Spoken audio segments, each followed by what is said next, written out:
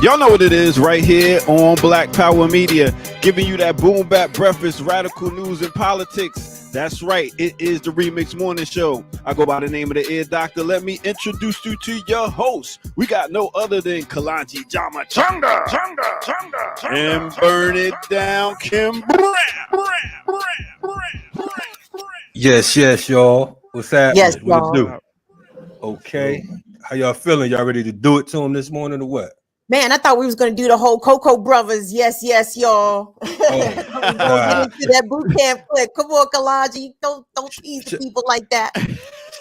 Shout out to boot camp click. They get more paper than me, so I'm gonna let them do the rhyming.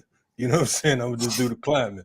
Did you say Cocoa Brother? You better go back to Smith and Wesson. Stop playing. Smith and Wesson, you know what I'm saying? I always like the I Cocoa Brothers name though. I like the rebranding. I like the Cocoa Really? Brothers.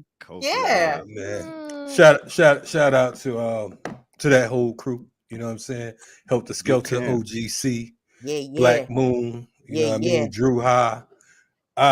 Yes, wonderful day. It is Tuesday, September 27th, and we're broadcasting live from the Remix Morning Show. We're on the East Coast. You know what I mean? We got Atlanta and DC representing today. Excuse me, Maryland. Is that correct? Maryland. Yes. No, it's Merlin. Merlin. Yes, Merlin. That's how we say it. Shout out to all our people out there. You know what I mean? We say F the police, including, since we talking about Maryland, the ones that pulled me over at the Maryland house back in 1991 and tried to shake us down. Y'all get the Bozak. Anyway, this is Black Power Media, your favorite platform. And if it's not your favorite platform, it's cool. We should be in your top 5. Well, it's now Larry Mitchell's, who's just became a YouTube member. Big up to Larry. Yeah. Shout out to Larry Mitchell. Thank you, Larry. Yes. Larry love. Yeah, it's funny. Every time I hear that, I think of that same. No doubt. That's hip hop. That's hip hop. Old school. Speaking of hip hop, man, that cat Academics, you a sucker. I just wanted to say that. You know, so why? DJ Academics. I mean, but yes, generally, but why specifically? Well, today, I mean, I just heard this piece where he was talking about the pioneers of hip hop was Dusty and Broke, and you know, it's just ill that you have this is an example of how folks have no respect for those who came before them. Right? There would be no hip hop platform if it wasn't for the founders, and they were quote unquote not getting all this money because that money didn't exist. So to call them Dusty and Broke and not turn around and say, look, man, we appreciate what y'all gave to the culture and provided careers for so many people, whatever, we're gonna go ahead and hit you off with something. You know what I mean? That's how it should be. But instead, folks take their names, their beats, and all that type stuff, and they just straight jack them. Yes, thank you, Cynthia Rose. Rising power to Pharoah Sanders. You know what I mean? A legend in this music. That's thing. right. In our culture. Ramsey Lewis. I didn't know Ramsey Lewis died too. Yeah, he talked about it last week. Yes, Ramsey Lewis. Yes. So I mean, again, we are moving. Life is real, and we're gonna enjoy it, and we're gonna put a stop to anyone that's trying to stop us from enjoying ours. Is that right? That's right. Hey, anything happened exciting this weekend within New York? Exciting or anything? I don't know. I feel like you just use that question as an opportunity for you to tell us about your weekend, Ear Doctor. I think that's the case. Tell us about your weekend. You don't have to be all dipping and dapping. We do this every Tuesday, right? Every week he pulled the same shit. Like, dude, every week. Tell us, so did anybody else go to the moon today? Like, what the hell you gonna say, man? I mean, since y'all asked what happened this weekend, let me show y'all. They say when you wear Black Power Media gear, you can accomplish anything. You can play any and every position, from coaching to kicking to receiving to running and juking. And oh my goodness, I see how to get in slow motion. Get off me, And you're gonna have a lot of haters coming at you, but what you gotta do is you gotta shake them off, and get to your goal and accomplish it. And when that's done, it's a beautiful thing. I'm talking about going hard, extra, for that extra point. And when it's done beautifully, You talking about touchdown. Oh, and the crowd goes wild and they're celebrating with you and everything. Man, let's see that again. Nice. Black Power Media, baby. That's how we do it. Now go to blackpowermedia.org and get you some of that gear. Empower yourself today. Yeah. Woo! Looking like Lamar Jackson out there, Ear Doctor. I mean, Mike Vick, Lamar, Warren Moon with the Lamar Odom. Anyway. That joint was tight, Ear Doctor. Like, you were really good with these. Like, that was really dope. Very dope. Listen. Shout out to the Ear Doctor, because the Ear Doctor, like, look, I can rap, I can play basketball, play football. Y'all gonna know it. So what? I didn't make it to the NFL.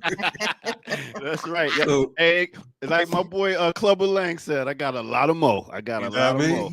No doubt. Shout out to Mr. T. See, I like how you worked that back in there. Hey man, Mr. T. Man, some Musa. But listen, cut it out. Don't start. But yo, just hanging out with my kids, them on just doing the directing, producing, editing, having them dope as part of it. It was a good weekend. Got to get that done. So I hope y'all enjoyed. I know y'all was about tired of the basketball commercial, so I had to give you basketball one. Still, I still enjoy the basketball one. Kobe. I was like, but I mean, I like how Ear Doctor stunting on the babies though. He like got I mean, shout out. See my abusive parenting. What happens when you? He didn't put the part in it when he tackled his son, man. Did he mush him? It looked like he mushed him. Yeah. Like, I like mushed poor the boy. Ronan just getting out today. You know what I'm saying? So, anyway, I ain't no doubt. Only what kind of morning show can y'all find something like that? I mean, come on, man. Come on. Listen. Anyway, we're gonna let y'all get to it. I'll catch y'all back on the break. No doubt. We have a great show today. Look like we lacking a few hosts today. What's going on here? At least a few. Okay. At least a few. It's all right. We working. We still rolling. You know what I mean? We're gonna make it happen.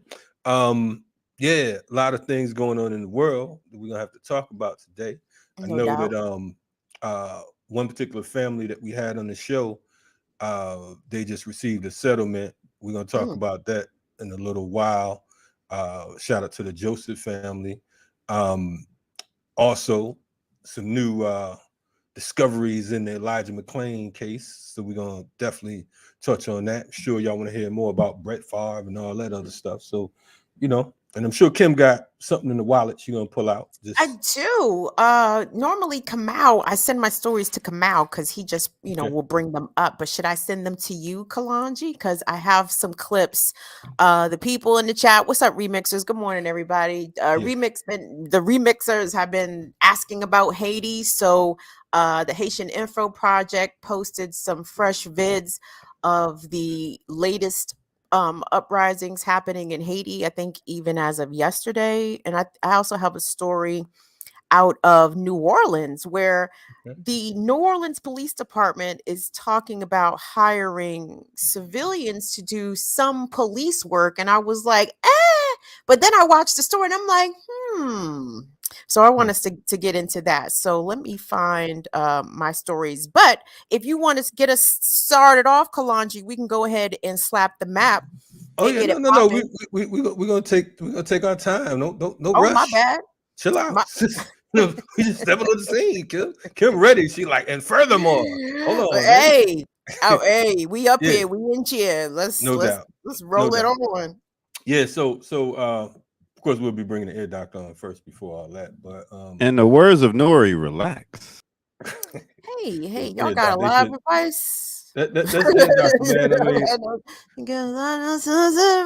But I'm just fucking with y'all. Anyway, real quick, Remixers, do us a favor. Hit the thumbs up on the video because that math is absolutely not mathing at this exact moment. I see us with 33 likes and over 133 people present with us. So do us a favor, like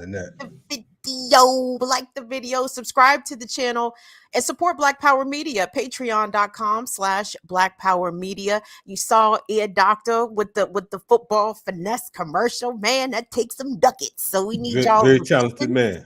Right. You got to pay for that still. Yeah. Yeah, but anyway, So super chats, all that, we'll take it. Anything y'all got, and don't forget the GoFundMe for the Cuba documentary, Kalanji. Very important. Yes, you guys support the documentary. We have a number of projects coming out, and we want to be able to deliver, because we're more than just a quote unquote podcast or a YouTube channel. You know, we're talking about a communication arm, because we recognize that in war, communications is the main weapon. So you know, propaganda, they utilize propaganda as a tool against us. So we have to, at the very least, bring you an alternative that's really alternative, because there's so many different news platforms and all of that, and they say they're alternative, but they're corporate sponsored as well, and they're only going to go so far. So with us, we're going to go as far as we can go, and then you know, put it in reverse if we have to, and do it again. Anyway, a whole lot coming up this week. Tomorrow, y'all homeboy, brother Melonhead, Dr. Jared Ball. Why is it y'all's homeboy? He ain't your homeboy. He's our boy. I'm just trying to, you know. Anyway, he's all our boy. It's this dude's birthday for the 3rd time this year. So his birthday's again. Jared is a Libra. Yes, makes sense. Petty. Let's go, Petty. Super petty. Petty Freddy. Petty gangsters, though. Don't cross Libras. They will get you. They don't have no idea how Petty J is. You know what I'm saying? Shout out to my man Petty J. They might have some idea. A little bit. Oh, he gets pettier. Don't get it twisted. Live up to the name. That's my brother. Anyway, shout out to Jared. Tomorrow's his born date. I don't know. Perhaps we'll do a Jared roast tomorrow. Let us know.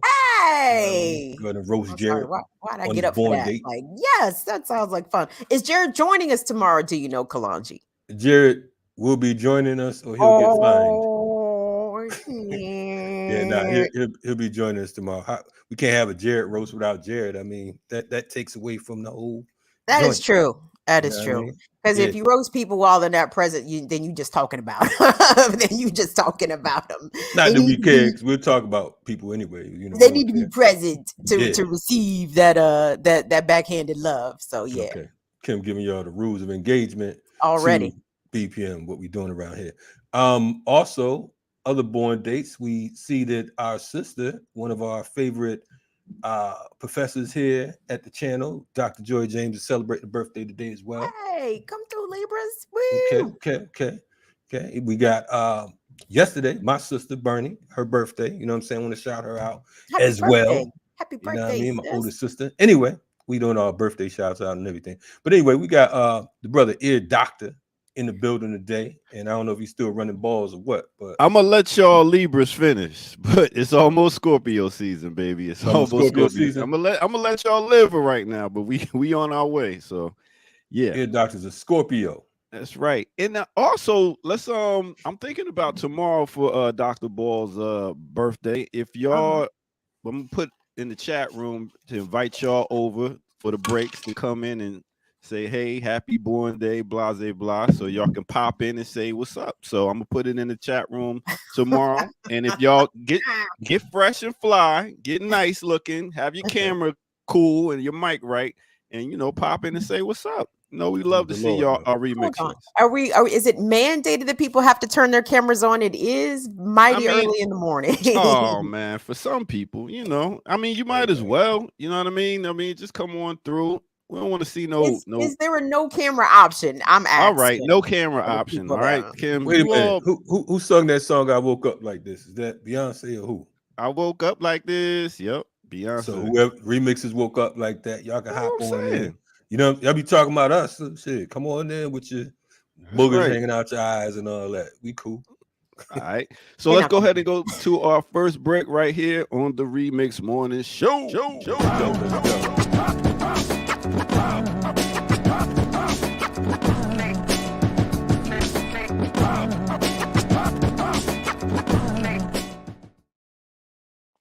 All right. What's good, everybody? Welcome out. Make sure y'all do hit that like and share button and subscribe if you haven't already. We got some big things coming up, so go to patreon.com, drop some change in the bucket, and we will be dropping our next Patreon members only joint in a minute. So get ready for that. Also, GoFundMe, we got that going on for the Cuba documentary. So all this stuff is coming up for y'all, and we getting it tight and right. All right. With that said, let's go ahead and get to the weather. You see, I'm in a beautiful A, but today it's a little brisk outside. It's a little brisk, and it's only getting to a high of 74 today in Atlanta. 74 is going to be the high, so I might have to go cop me another. I actually went and just cop me another Black Power Media hoodie off the site. That's blackpowermedia.org. Now let's take it up to Boston. They're gonna be brisk.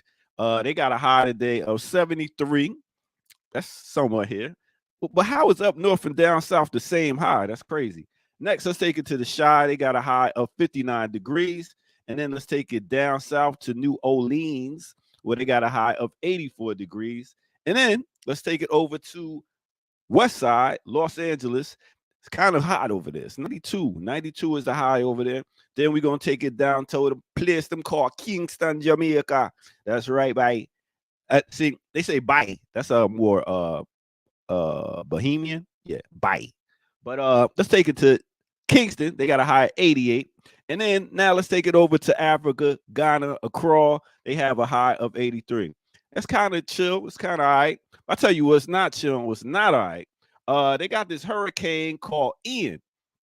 It's making its way towards the western part of Cuba, and it's a Category 3 storm, and the path is threatening to destruct all of parts of Florida and stuff like that. So all my Floridians, hold down the hatches, you know what I'm saying? Get prepared and get right, you know what I'm saying? So that right there is your weather report for today. Now let's go ahead and take it back to our morning crew. You know how we do. Yeah.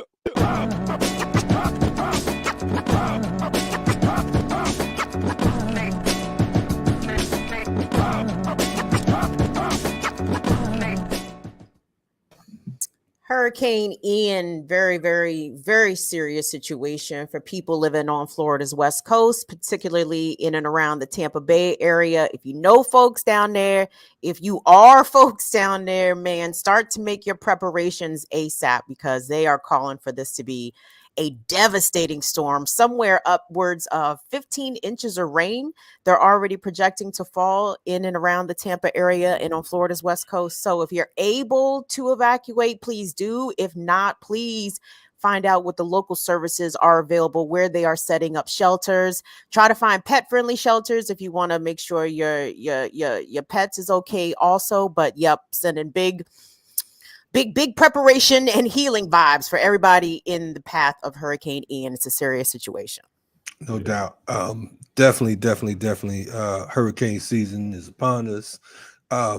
It's wild because, you know, one part of it is like, yeah, it's nice and it's fall in some places and everything's the nice, cool, brisk air. Then on the islands and near the water, so on and so forth, you know, folks you know, it's a hope, a prayer, and a gamble, like every year, you know. So definitely shout out to all the good folks out there weathering the storm, literally. You know, we say we're gonna make it.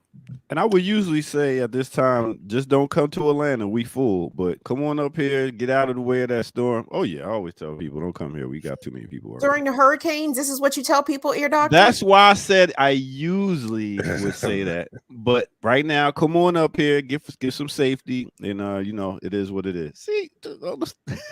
Kim, I'm glad you're here to speak on behalf of people there. I said usually. I would say.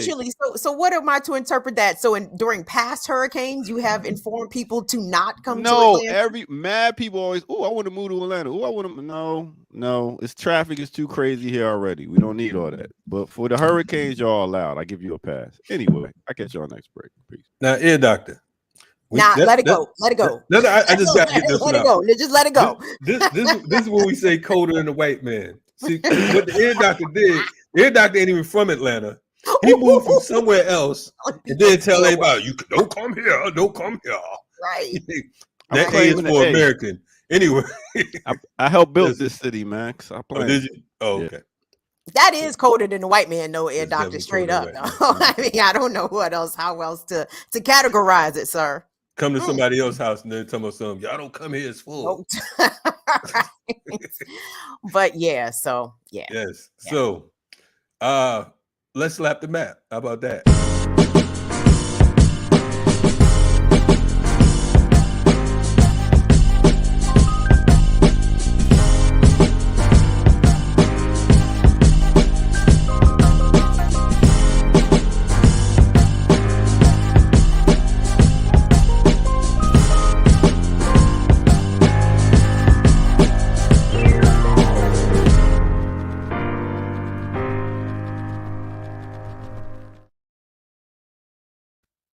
The Remix Morning Show, Black Power Media. What's good, remixers? It is I, Kim Brown, standing shoulder to shoulder alongside with my brother Kalonji Changa. We in here. It's the More Fire Show.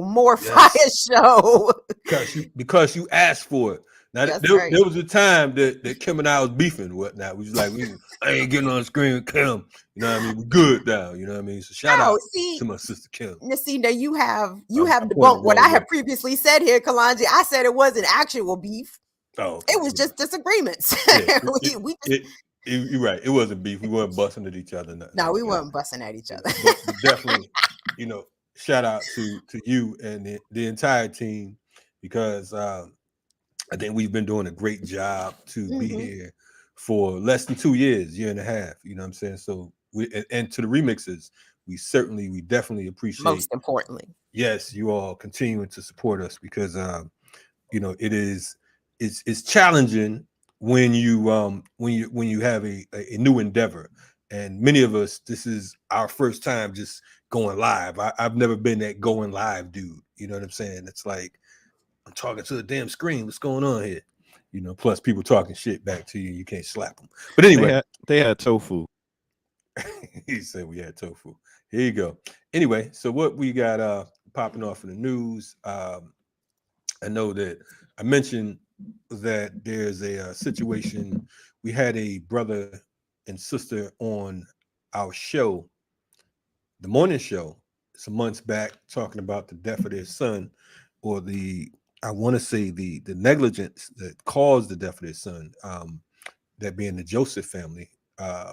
My man Andrew Joseph the second came on and talked about the loss of his son, and how just how callous the police and the state are, and how they were treated. So I'm going to pull up this story. Refresh us a little bit, Kalonji, because we've had tragically so many people coming and detailing their experiences. Was this the couple from a part of Georgia, and was this their teenage son or their infant son? I'm not unclear. This one is from Florida, and I'm sorry, because you work with some of these folks sometime, and it's just like, a lot of times we dismiss. We hear about the deaths and murders of humans, and it almost becomes like we're talking about it from a secondhand type experience, opposed to really, diving in and saying this is a member of our community. This is another human being. So there was a situation back in 2014 where they had a carnival out in Florida. I believe it was Tampa, matter of fact. Give me a second. I'm going to try to share this screen. Y'all bear with me. I'm trying to get it together on this little computer thing. Bang, here we go right here. So there was a situation back in 2015 where they had a carnival, and I believe it's in Tampa, Florida. Forgive me for not being as prepared as I should have been. And it's a carnival that they have where the city gives away free tickets, or the county gives away free tickets to the youth in the community to after they get out of school or whatever, I guess during summer break. And they had some special day, and there were children on the grounds that end up getting into a fight or whatever, or some type of melee, whatever the situation is, and they end up putting these children out.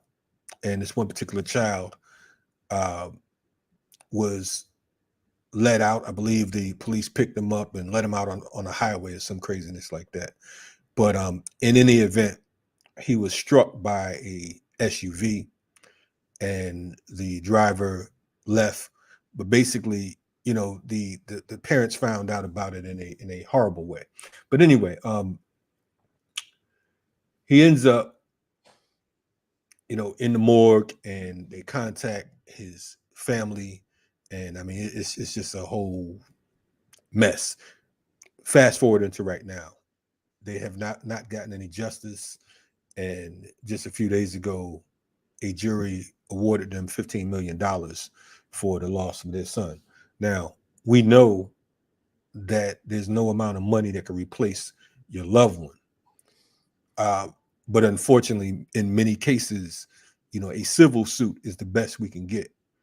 We're grateful that, you know, that they were victorious in that, because folks don't think about the lawyers, the loss of work, the loss of time. I know that they have a foundation for their son, and they'll be, you know, putting resources into that. But I'm happy for them because, you know, over the years, you know, we gotten to know each other. We became acquainted. I was on a panel with Mr. Joseph, the father, and Jordan Davis's father. Maybe had to be maybe a year after this situation took place, right?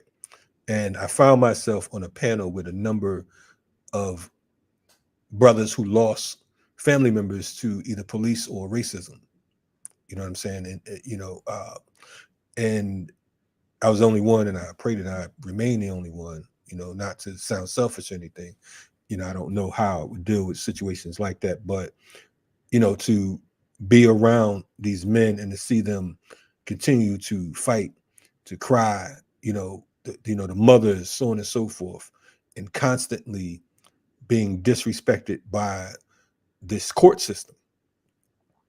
You know, it's a hard pill to swallow, but I'm grateful to see that you know, that they've received some type of settlement, and hopefully somehow criminal charges can be brought up on these cops who let this young boy out on the side of the highway, and led to his demise. That's a terrible story, and it just reminded me of I mean, something similar. I mean, this just must be one of the many police tactics that they use to terrorize and endanger Black children. In Baltimore City, there was a similar incident. I believe the young man survived this incident, but later died from something unrelated. But Baltimore City took this teenager, drove him all the way out Route 40, all the way out to Howard County, to Patapsco National Park or State Park. And I want to say that's a strong 10 miles, right? Ish. And I think they even took his shoes and his socks, or like they took his shoes from him and dropped him off miles and miles from home in a whole different county. And I think the young man had to walk back. And he also sued Baltimore City as a result of that too. And I think he did get some sort of settlement, but I don't think the city ever paid. But I wonder, I mean, to what ends do police do that? I mean, I understand it's to terrorize and traumatize people generally, but specifically Black kids, but to just show continued just apathy and no disregard to whether or not they actually make it home is horrific. I hate to say like you did, you know, that I'm glad that they got a settlement, but that doesn't bring their son home. Yeah, I mean, and to your point, you know, I mean, this is taking place for decades. You know, you have police that'll drop certain rival street organizations off in different neighborhoods and things of that nature. You have situations where they'll take Black folks and drop them in certain racist counties or towns, or let them out to the people. You know, and they enact their bogus form of justice. And we see folks like the Emmett Tills, we see folks like the Jordan Davises, we see folks like the Andrew Youngs. You know what I'm saying?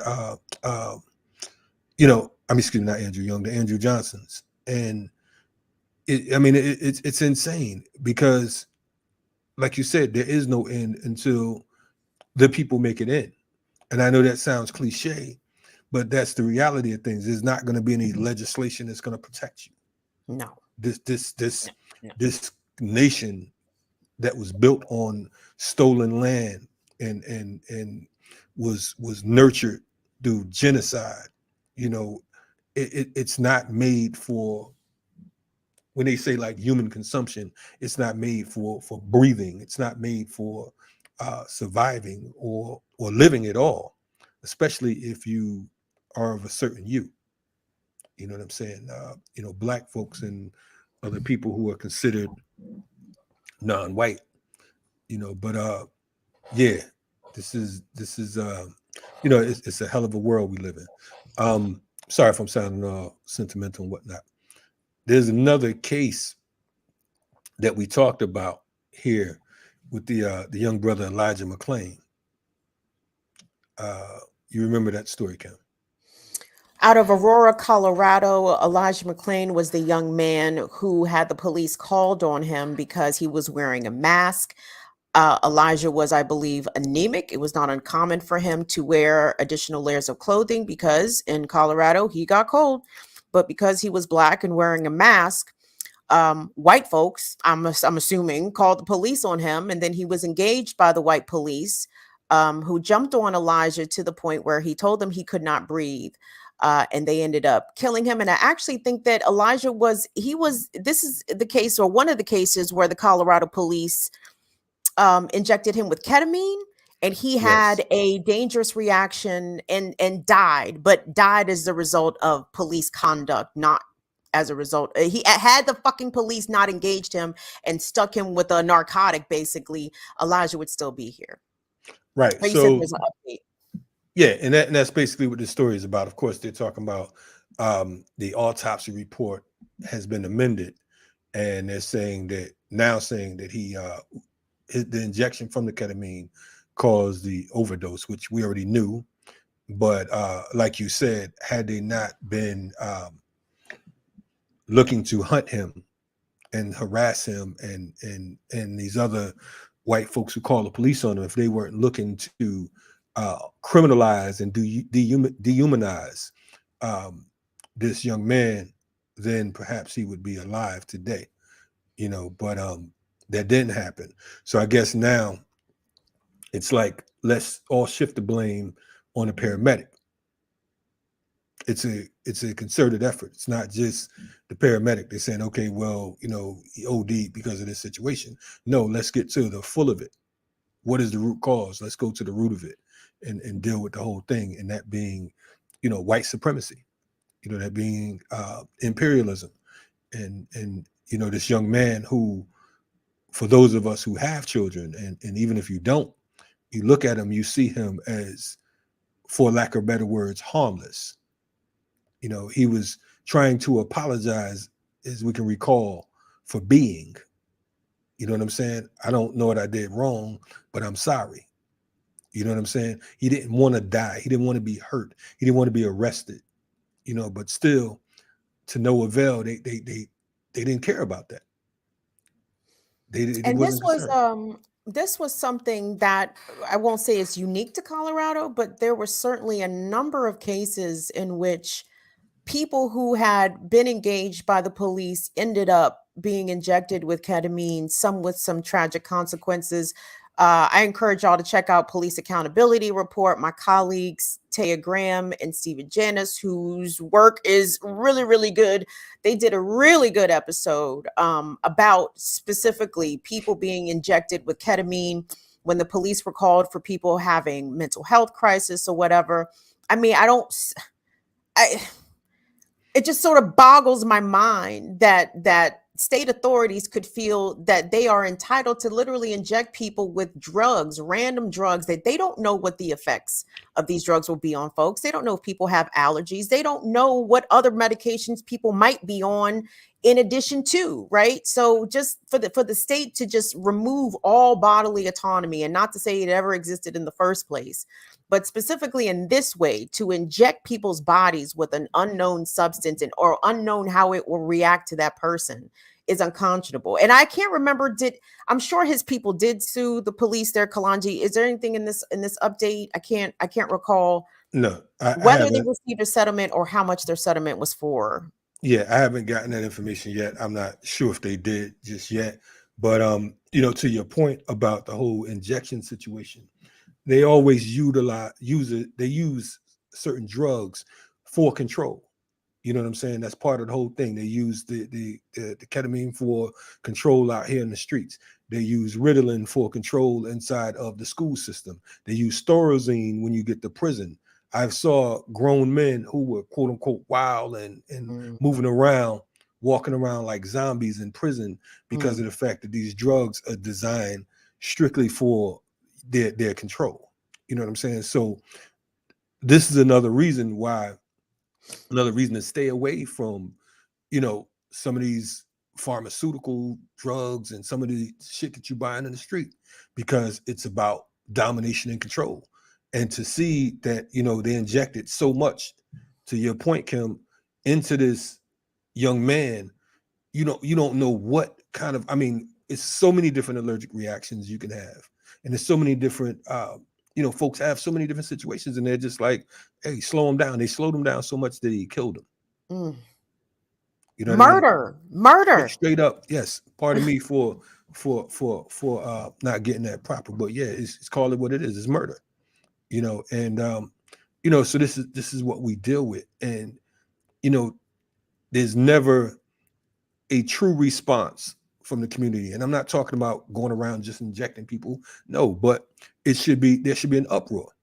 Black folks, white folks, whoever, because this is someone's child. So you can't just use the same old, he looked aggressive and he was making aggressive postures. You can see in a video, you can hear this boy's voice, pleading, like, look, I apologize. If I knew this was going to happen with me being black, maybe I would have asked to not been born. Ultimately, that's what it sounds like, because you don't expect justice or peace or any of that type of stuff in a colony. But anyway, we pray that Elijah, that his spirit lives on and that his family gets some type of justice, right? Anyway, what else we have going on today?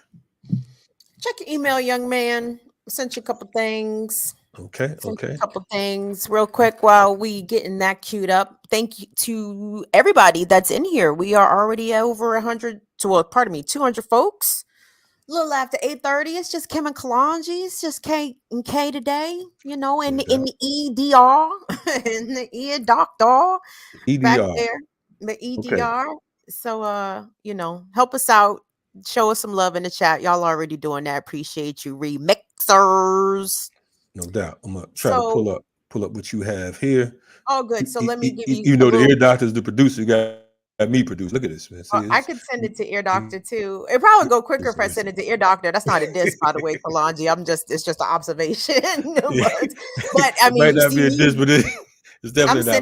I'm sending y'all my homework. So what the fuck am I doing, right? But anywho, if once you get the email pulled up, click on one of the two items at the bottom, either the item all the way at the bottom or the item second to the bottom. Those are both videos pertaining to Haiti.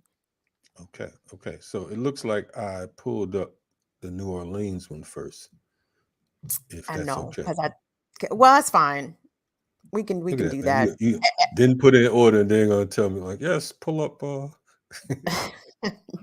Hey, listen, I thought I pulled up some relevant stories. So cool. I want us to watch this package, everybody. But I saw the story, and at first the headline made me cringe a little bit. So the headline reads, New Orleans police hire civilians to combat officer shortage. And all I thought about is, here the fuck we go. It's going to be Kid Rock and Shaq deputized walking the streets of New Orleans, pulling niggas over. Jeez Louise. But not quite ish. Wait, Kim. Mm-hmm. Before you go there, you just said Kid Rock and Shaq. The fact that they could even be deputized for real, it sounds like a bad joke. So I'm sorry. Go ahead. Where was Shaq deputized? I know Kid Rock was like able to be like a civilian officer somewhere in Michigan. I don't think it was Detroit City proper, but it was somewhere in Michigan. And where was Shaq? Florida. Probably a Dunkin' Donuts. I don't know. Right. Kentucky Fried Chicken. I don't know. Shaq was down there aiding and abetting Dunkin' Donuts.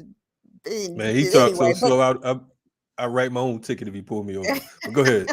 There's a video. I think the video might be towards the top. And this is interesting. Like I said, when I watched the video, I'm like, okay, because this could be a foray into community control of the police, but I want to get y'all's opinion of it.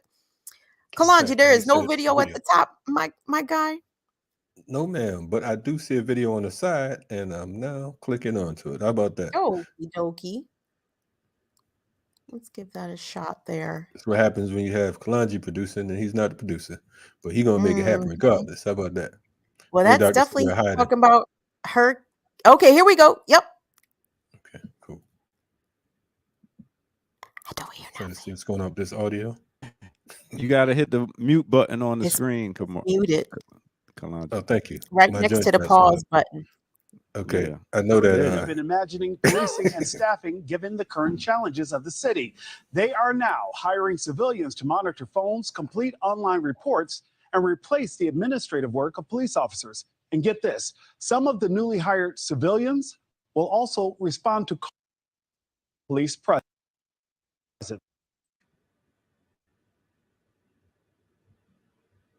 All right, Kalanji ain't got the best internet over there. Right. You want me to send it to you, ear doctor? My internet's usually good. I asked y'all to do that from the beginning. But did you? When you say the beginning, you mean the beginning of today or the beginning of life? Like what's beginning? An email that I sent out like a month or two ago. But no. Don't worry, guys, we're live. Anyway, I'll talk to everybody else while you talk to each other. Yes, neither one of them are listening. All right. But anyway, but you got it. I'm sending it to ear doctor. Okay. It's coming, kids. Listen, hey, if we wanted this to be sharp, then we should involve some 20-year-olds. Okay, like y'all cannot expect speed out of middle-aged people. I'm sorry, I don't care how young at heart some people might still believe they are. Hey, listen, we put it in the private chat. We're doing great. No, it doesn't work for me. When I copy paste my links now and I try to drop them in the chat, they don't paste. Okay, don't worry about it. We'll try to fix this for you. I don't know why, but I have tried that. That's what I used to do, and that doesn't work. So, okay, I'm gonna help you guys out. But anyway, while we're doing that, we said ear doctor sounds sedated. Why not learn? He doesn't sound sedated. And thank you, Sugar Shan, to tell me to take my time. Thank y'all. I like how they're nice to you. Remixes. Appreciate y'all. I like how they're nice to you, but when I was up there trying to do it, they're like, press the button, press the left button, the button next to the pause button. Everybody has something to say. They know had that been anybody else but you pushing the buttons, you would have been doing the same shit. You would be like, hey man, who's that over there? Grady pushing the buttons? Who's that over there? Bubba pushing the buttons? That's horrible, man. That's malicious. Somebody make Lamont go in there and push the buttons. Why y'all got Grady and Bubba pushing buttons? And Fred. She done did the whole show, y'all. Sanford and Son for y'all that don't know. Anyway. Yeah, I'm on a different setup, so just go ahead and talk about it. Look at it, doctor. After all of this, after he just finished talking about my thing, now he's talking about you on a different setup. This is what makes me sad. It's just that just let one cog in the machine fail, and the whole thing goes off the rails. We ain't even worried about that. We're gonna rap about it anyway. I blame this on Kamau. Yeah. I find this to be all Kamau Franklin's fault because what would he do? Yeah. He blame everybody but himself. So but we've got a system here. Kamau and I got a system, and Kamau's absence has fucked up the system. It fucked it all up. So real quick, so what they are proposing in New Orleans doesn't even sound like Zoe. They are proposing. They are going forward with this. So because they've had such a problem staffing the New Orleans Police Department, they are bringing civilians in to do mainly administrative work 24/7 with the police department. That involves, I guess, some sort of intake. That also is going to involve, I don't fucking know, filing reports. It's why I had the news. I had the news ninja right there, ready to bring it all to y'all. But they also going to do some smaller stuff like, you know, traffic enforcement, not in vehicles per se, but like not crowd control. What the fuck am I even trying to say? Traffic direction during some of the bigger events that come to New Orleans, like Essence and Mardi Gras. And at first, like I said, when I saw the piece and I was like, what? And that's all I could think of is some deputized cracker, trigger happy, ready to go out there on the street and shoot black people. But when I found out it was more sort of an administrative capacity, I'm like, well, this is how it is. Is this a version or a beginning version of community control of the police? If you have people who are civilians and not actually officers or cadets or anybody that went to the so-called police academy, does that count as community control of the police, or at least some beginning phase of it? I would say no, and I'm only saying that because along with community control of public safety, police, etc., there has to be political education. So if you just someone from the community, I mean, someone from the community called the police on Elijah McClain. You know what I'm saying? So it's not just the fact that you're a civilian, because you have some civilians who are pro-police. You know what I mean? So you have to look at it like, if it was a situation where it was actually appointed by a group that was appointed by the community, that was actually made of the community and had a certain degree of politics or some type of balance, then perhaps it could head in that direction. But that right there, it's just, to me, and I could be wrong, but it sounds like an officer-friendly program. You know what I'm saying? I don't know. I mean, it sounds like at least the potential was there. So, I mean, I don't know what folks in New Orleans are doing. I don't know if they are, well, I'm sure they're already aware of this, but I don't know if there's any specific like organizing about that. Like, I mean, specifically doing what you said, to submit people who have that level of political education, who are going in there with the mind of trying to make the system in the ways that they can make it less harsh on other members of the community. So if that is the intent, then I think this could be potentially a positive thing. But I agree, there are a lot of pro-police yokels out here who just can't wait to have some sort of authority themselves that they can lord over other folks. Yeah, no, and we've been working with different individuals and our organization around community control, public safety, with folks like Daruba and others who have been laying it out for years, going back to the Panther Party. The thing is, community control of public safety has to be in totality. It can't be a situation where the city or the state or whoever has the power to fire and hire. It should be, like I said, review boards that actually come from the community and actually understand what the system of policing is all about. Because I think that part of our issue as well is we're not clear on these systems. We don't understand the systems themselves and what they're designed to do. You know what I'm saying? So if certain things are designed to crush, you can't expect it to, I don't know, change forms or whatever. You know what I'm saying? Or you could reform it, but it'd still be the same thing. But yeah, no, I don't. It sounds like propaganda to me. Sounds like everybody can get down with the police and it's fun and everything's cool and it's going to be all right, unless I'm understanding it wrong. Well, we could watch the video, or I guess we won't. So, so I guess there's that. Yeah, no. So, I mean, I don't know why I was having problems with my system. I apologize. Perhaps we can bring it up again, tomorrow or something, as far as just to show the video part itself, or we can send the people the link, if that works. Whatever's clever. We talking about the Haiti one? No, fool. What have we been talking about for the past 5 minutes? Jeez, look. Kim said, "No, fool." Your doctor must have went to the bathroom. He talking about the Haiti. We done been sitting here talking about New Orleans for 5 whole minutes. We talking about Haiti. How you do that, man, like that? Anyway. Why he do us like that? Why he do us like that? Why did he come on here and announce to everybody that he was not listening to a word that we were saying? Zero. That was the announcement. That is what everybody else got out of that. He didn't pretend that he was listening to us. He said, Wu-Tang for the kids. Right. What? Right. Damn, man. Shout out to the ear doctor in the background. Just say we boring. What happened? Ricky Ryan is urging Kim to engage with PACA on what? The New Orleans thing? Thank you so much for your super chat, V. Ooh, what is HML? I'm scared to know. HNL. Thank you, Kevin, so much. New Orleans police will do police work, and really recruited civilians will only perform administrative work. Yep. These new folks are police, right?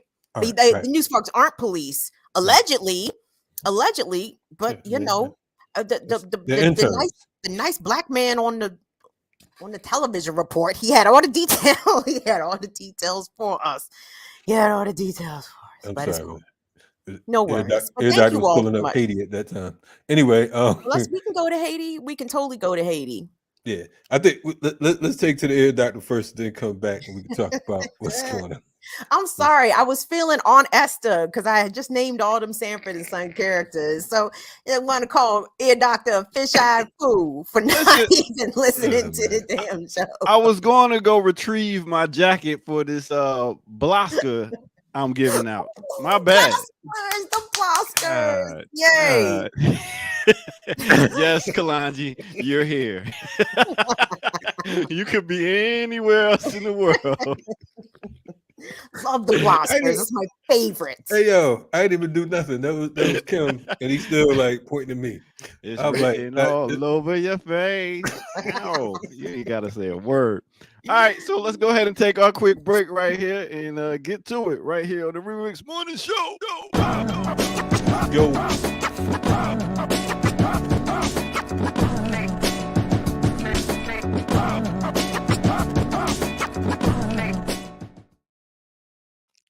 All right. We getting it together over here. Welcome out to the Remix Morning Show. I go by the name of the Ear Doctor. And at this time, I wanted to talk about a certain actor. Man, and you talking about being so good of an actor that you literally hate the person when they play a role that's like a villain. Who am I talking about that played a role so much you probably hate him to this day? No other than Danny Glover. That's right, Danny Glover. You can see him right here as he played Mr. in The Color Purple, also known as Danny LeBurn Glover, born July the 22nd, 1946. He is an actor, film director, political activist. He's widely known for his lead role as Roger Murtaugh, always talking about he's getting too old for this and Lethal Weapon. You've seen him also, as I said, Color Purple, Sleep with Anger, Predator 2, Angels in the Outfield, so many. I'm talking about A Rage in Harlem, Dreamgirls. He's been in countless. Even The Last Black Man in San Francisco wasn't too far ago. And Jumanji. I mean, he's been in everything. In 2022, the Academy of Motion Pictures Arts and Sciences honored Glover with a humanitarian award. He's got a lot of different awards. Talk about Primetime Emmy Award, Grammy Award, Daytime Emmy Award. Dude has just been putting it in. He came straight from San Francisco. Actually, when he was younger, quick point, he had epilepsy, but he hadn't had a seizure since 35. But he originally, when he started his career, he worked out in community development. He transitioned from there to the theater. He went out to San Francisco and started working with another actor, and they opened up a theater called the Roby Theater Company with and it was actually it was named after Paul Robeson and dedicated to Paul Robeson. Now, Danny Glover hasn't only just done acting; he's done a lot of community work, activism. He's actually he was known from San Francisco State University for having the longest student walkout in history. That's right. This went on for what was it, like 5 months? 5 month student-led strike. He's also did some work in politics, a little bit of working with some Democrats here and there and everything. He's worked with some people that you might not like, but he's also done some work in Africa. He's done work in Brazil, always working for his people. So not only is he one of the best when it comes to making movies and actors, he is also an activist that's done some stuff in Africa, everywhere. So he's not just doing this whole thing just to get a check. He's using his platform to do bigger and better things. So let's give it up to my man, no other than Danny Glover. And with that, I like to present him with a Blaska. That's right. A Blaska right here from Black Power Media. If they don't love you, baby, we do. And that's what I got to say, because I'm getting too old for this. Now, with that said, let's get back to our Remix Morning Crew. You know how we do.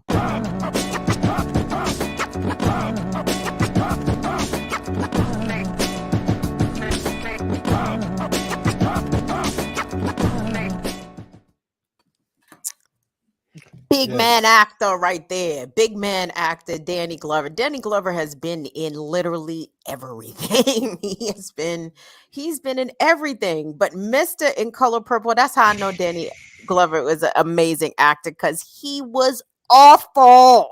He was the worst ever. Hating so much that he can only get like cop roles afterwards. You know what I mean? It's just like, yo, people really hated that dude from that Color Purple. He did a great job in that. Word up. And shout out to Danny Glover. Like you said, his community work. I understand he was a member of the Black Panther Party as well. Mm-hmm. He's been out supporting a number of different fights on the Liberation Front. So Haiti. Shout out to out there for Haiti big. Yes. So shout out to Danny and so many others out there who's been committed to to our people's liberation movement. And I'm glad that Danny gets work. Danny's very overt with his politics, and usually, people who are on the left, they get shunned by the mainstream. But Danny Glover has managed to still keep his celebrity position and his reverence as an actor. Even, like I said, still gets work. Danny Glover's still out here working. So I'm glad to see him maintain his politics, maintain his principled stance, and still be able to have a career. A lot of people don't get that. And he's also been working on the biography of Toussaint Louverture.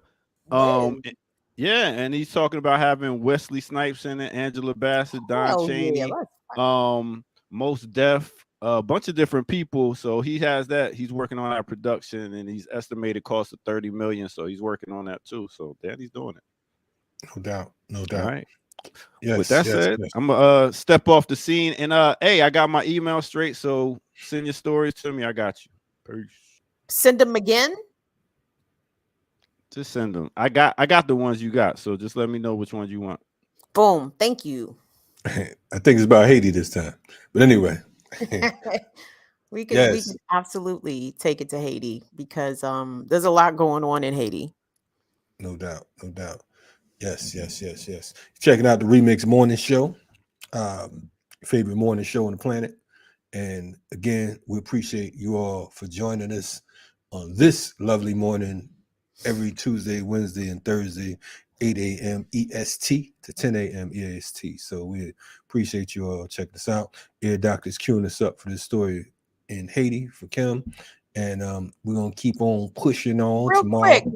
Yeah. Oh, I'm sorry. Go ahead. Go ahead. Rock on. Oh, so there's a student action today happening across the Commonwealth of Virginia, where over Students from I think close to 100 schools. I think the last count I saw was 90. They plan a walkout today to protest the new policies proposed by Republican Governor Glenn Youngkin surrounding the rights of transgender students. Some of the rules that Governor Youngkin is proposing is that teachers can themselves determine whether or not they respect a student's selected pronoun, and teachers will, I can't remember if they'll be mandated or there is an option for them to call a pupil's parents and out them as LGBTQ plus. So the kids is not with these shits, and the kids are organizing a massive student walkout today across Virginia. So I want us to just keep an eye on that, because a lot of this anti-trans and anti-LGBTQ rhetoric, along with quote unquote critical race theory rhetoric, is how Glenn Youngkin got elected. There's a lot of people that are supporting these policies across the racial spectrum, but the kids say no. So I want to shout out the kids today who are taking some action on behalf of their marginalized peers. We support them kids. No doubt. Definitely shout out to all youth movements around the country right now, around the world. It's a lot of actions taking place. Do us a favor, keep us abreast. There may be some things in your neighborhood, in your community. There may be some folks that's out there that deserve, for people to know about. We know it's a whole lot going on inside of the prisons.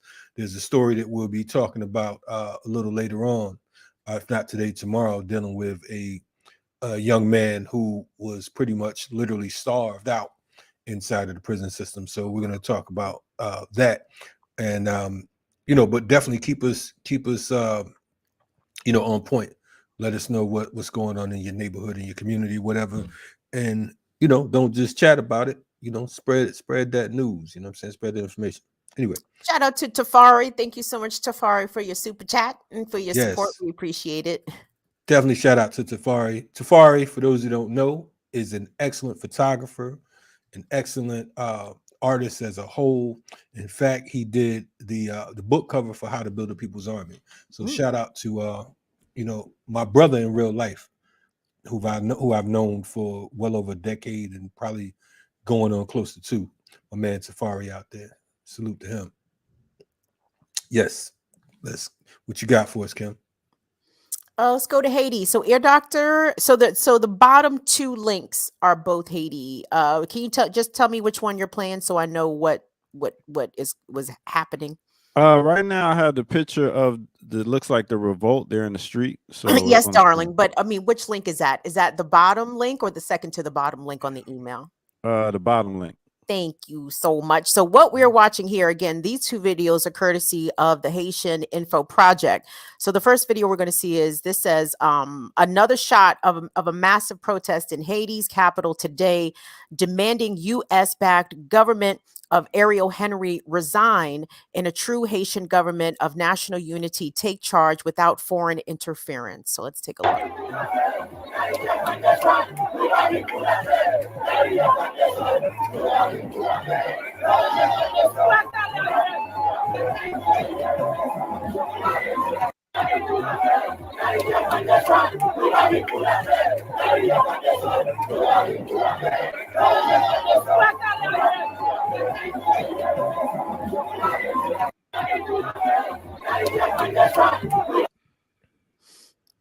In the next video, the caption reads, protesters are now coming out from barricades and taking over the streets of Haiti's capital, demanding U.S.-backed government resign.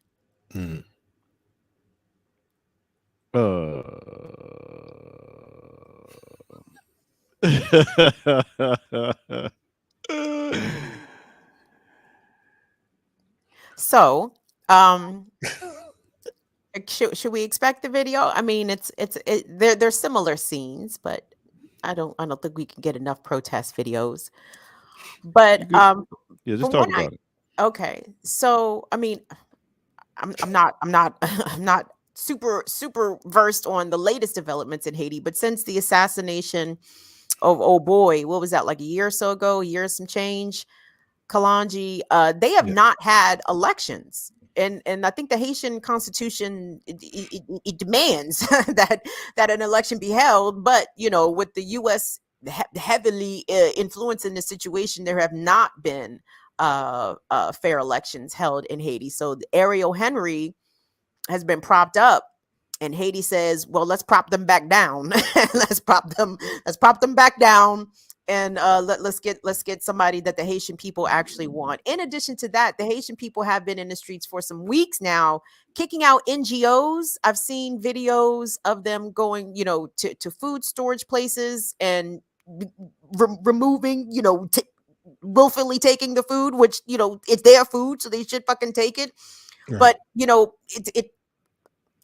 all I see is American interference here and American meddling, and that is hastening the condition of these folks. And it's so wild because I love to see the people out in the streets, but I hate the conditions that have them out there. No doubt, no doubt. I mean, the history of Haiti, man, we could never get enough of the resistance, you know, and the spirit of resistance, the nature of you know, just the culture and the resilience, because, you know, these colonial forces have been for centuries trying to destroy these people's spirit. And I say these people, these African people, these Haitians, you know, these warriors, you know, and time after time again, you talk about hurricanes and you know, earthquakes, wars, yes, just invasions and so on and so forth. You know, it's just, I mean, it's incredible just to see that the spirit of Dessalines lives on. You know what I'm saying? That the spirit of so many others who fought and continue, you know, to resist.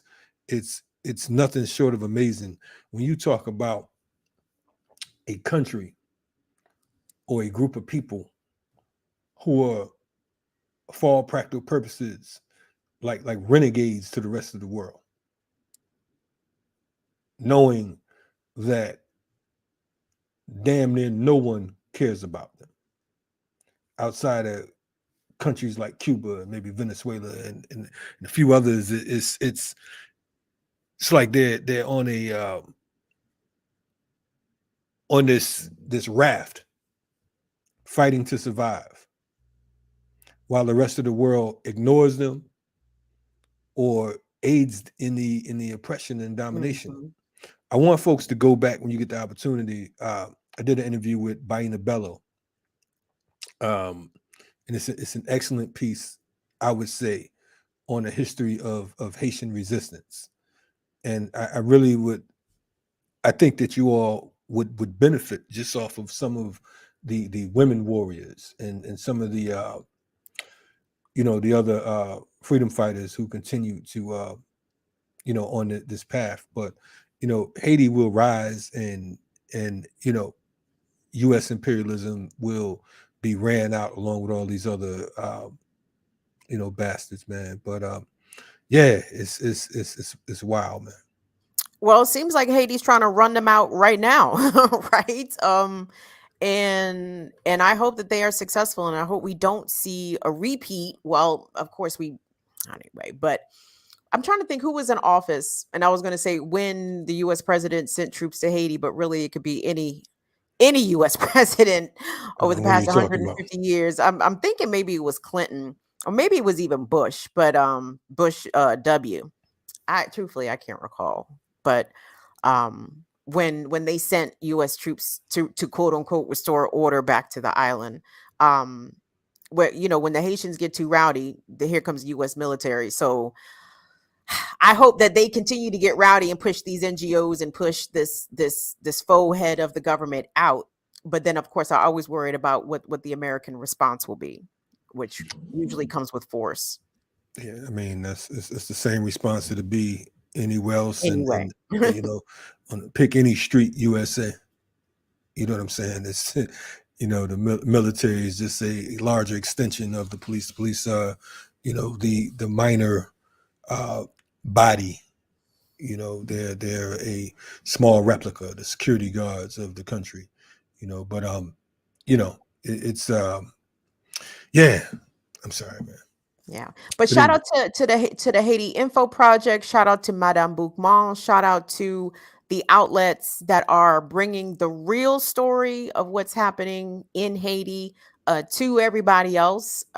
We would definitely love to speak with them so they can give us, you know, some greater context and some deeper nuance to. I mean, obviously, what we're seeing continues to be the latest iteration of hundreds of years of imperialism and colonialism, but specifically, what's got the people them in the streets today. That would be awesome if somebody could come deep that further for us. But big up to the independent media outlets that are bringing these stories to everybody else. No doubt, no doubt. What else we got rocking today? You're checking out the Remix Morning Show, and my coffee is kind of weird right now. It's kind of up and down, and you know what I mean. But your coffee, yeah, I got tried some new stuff, but yeah, it's kind of the Uncle Nearest coffee. What you talking about? Knock it off. No, I'm not. Yeah, Uncle Nearest coffee. That's Jared with Uncle Nearest coffee. Mine would be tea. But anyway, yeah. So we're slowly creeping up on October. Yeah, the fall, we got this little crisp air going right now. You know, is it really crisp? Because Ear Doctor said it was 75. Talking about he had to go buy another hoodie. I said, sir, I said, how quickly they forget, how soon they forget the New Jersey winters and the New Jersey falls, and here comes 75 degrees. You down there in Georgia talking about it's getting cold. Shut up. Why do you want to hear that? I was about to talk junk, but I got a hoodie on right now, so right. Look at y'all. Y'all done went down south and got soft out here, man. Nah, man. Y'all can't even survive the elements no more, man. Nah, I'm good. Nah, I'm good. It's I don't know. I think it's these teenagers, man. I keep seeing with hoodies on at 120 degrees outside. So shit, if it's 70, you know, you must need a hoodie. But anyway, that's a whole nother story. But yeah, we moving along with it, getting everything, keeping it gangster. We do have some more news. I think that for now we're gonna take it to the Ear Doctor real quick and make our comeback, and you know, remind y'all that you are checking out your favorite morning show, the Remix Morning Show here at Black Power Media. Support our movements. Know what I mean? What up, Ear Doctor? Ain't nothing. It look like I'm froze. Yeah, you do look froze, man. But you know, now you're moving now, man. You like, oh man. So yeah, I was up here trying to let me get rid of that story. Maybe I'll move around a little bit more. Why is this computer just acting up today? I don't know. It's the cold weather, Kim. But... No. Nia called it in the chat. Mercury in retrograde. Nia, you see it? It got everybody electronics in a tizzy. Man, that's what it is. So as you can see, I'm in my my thinking state. So I was over here pondering. Oh shit. Happy birthday to Northern Witch's daughter who's 38 while Ear Doctor ponders. Tell us about you. Happy birthday, Northern Witch's daughter. So I don't know who to be mad at. So I'm gonna talk about it and y'all let me know who I should be mad at. So for right now, let's go ahead and take our break right here on the Remix Morning Show.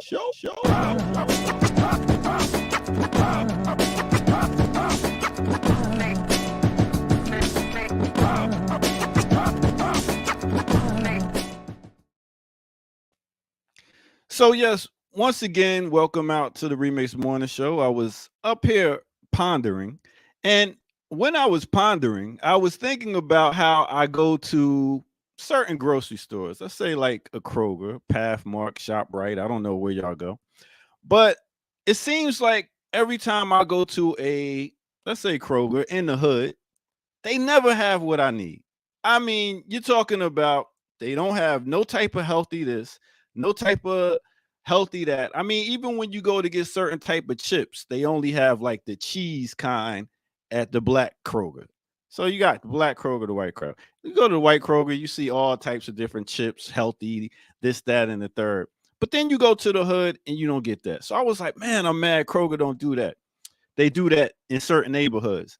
Then I thought about, as a business person, I thought about certain things you don't sell at certain Krogers. Like a lot of people don't eat healthy alternatives. So therefore, if I was a business, I wouldn't bring these healthy alternatives to this black Kroger.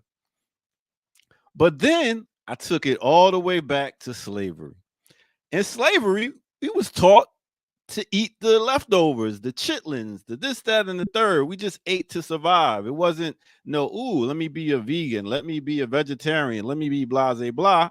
So therefore, during slavery, we just ate anything. So I was thinking, do I get mad at slavery? Yeah. Do I get mad at the people for not eating better and allowing me to go to a black Kroger and get some good food? Or do I get mad at Kroger for not having it? I don't know. I will blame it on slavery. I want to blame it on Kroger. And then I want to blame it on us for not having a better diet and not supporting certain foods that we can eat. I mean, you talk about vegetables in the black Kroger, man, you might get a tomato or a potato or something, but that's about it. I don't know. That's just my mind and my thoughts and my pondering. What do y'all think? Let's get back to the Remix Morning Show. Let's go.